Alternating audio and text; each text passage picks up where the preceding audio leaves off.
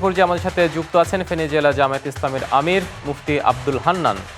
আব্দুল হান্নান, আপনাকে স্বাগত মধুমতি ব্যাংক উত্তর পার্লামেন্টে।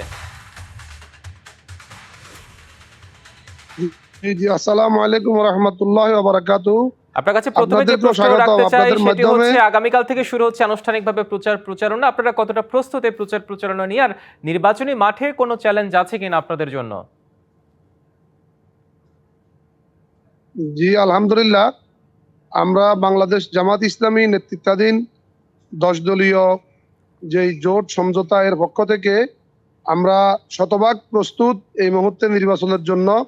আমাদের ফেনী একে advocate S M Kamal Uddin ভাই, 2 এ মুজিবুর রহমান মঞ্জু ভাই, 3 এ ডাক্তার ফখরুদ্দিন মানিক ভাই, একে আমাদের মার্কা দাড়িপাল্লা, 2 এ আমাদের জোটের মার্কা ইগল, 3 এ দাড়িপাল্লা। 3 আসনে আমরা প্রস্তুত। আমাদের কেন্দ্র কমিটি থেকে শুরু করে এবং প্রতিটা বুথের জন্য এজেন্ট আমরা সব রেডি আছি। নির্বাচনের মাঠে শঙ্কা রয়েছে, মানুষের মধ্যে আশা থাকলেও মানুষ আশাবাদী যে প্রায় 15-17 বছর পরে মানুষ ভোট দিতে যাবে।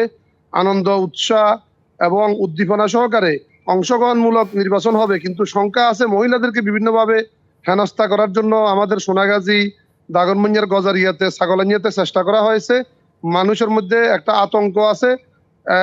আমাদের সরকার এবং প্রশাসনের দায়িত্ব হবে মানুষের সেই আতঙ্ক দূর করা, যাতে করে নির্বিঘ্নে নির্ভয়ে এসে মানুষ ভোট কেন্দ্রে অংশগ্রহণ করতে পারে। সেনাবাহিনীকে ম্যাজিস্ট্রেসি পাওয়ার দেয়া এবং সকল পর্যায়ে আইন শৃঙ্খলা রক্ষাকারী বাহিনী, প্রশাসনের কর্মকর্তারা সহ যারা নির্বাচনী দায়িত্ব পালন করবেন সবাই নিরপেক্ষভাবে দায়িত্ব পালন করবেন। কোনো দলের প্রতি ঝুঁকে পড়বেন না।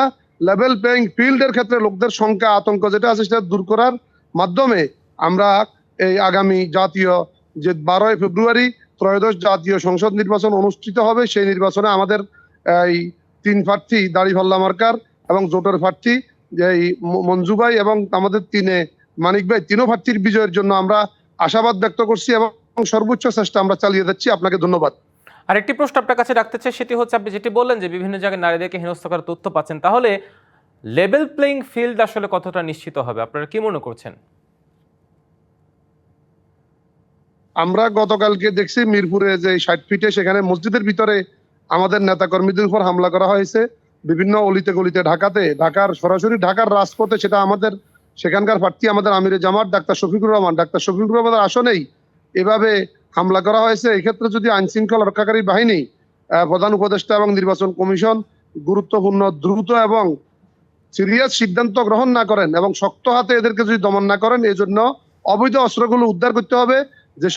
যে সকল সন্ত্রাসীরা সেই জুলাই 24-এর গণ অভ্যুত্থানে যারা নেতৃত্ব দিয়েছে, গণহত্যা চালিয়েছে, ও সকল আসামিদেরকে গ্রেপ্তার করা এবং মানুষের ভয়ভীতি, আতঙ্ক যারা আছে সন্ত্রাসী, তাদেরকে গ্রেপ্তারের মাধ্যমে এই পরিবেশ নিশ্চিত করার জন্য চেষ্টা করতে হবে ইনশাআল্লাহ। নিশ্চয়ই, আপনাদের জন্য শুভকামনা। আপনাকে ধন্যবাদ আমাদের সাথে মধুমতি ব্যাংক উত্তর পার্লামেন্টে যুক্ত হওয়ার জন্য। যে আপনাদেরকে